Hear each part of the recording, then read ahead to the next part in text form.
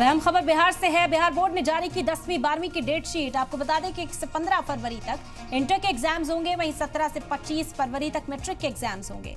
मार्च या अप्रैल में जारी होगा रिजल्ट। तो बिहार बोर्ड ने डेट शीट जारी कर दी है। तमाम तलबा जो इस वक्त तैयारियों में जुटे हुए हैं उनके लिए बड़ी खबर।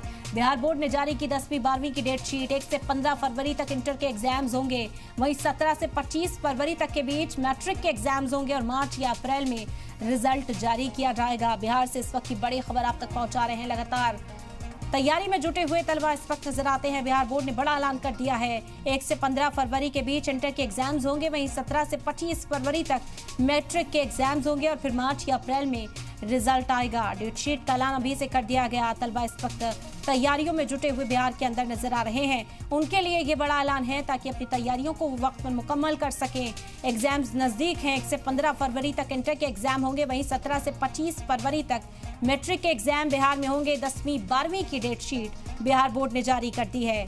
आपको बता दें कि बिहार में फिर मार्च या अप्रैल के महीने में रिजल्ट जारी होगा।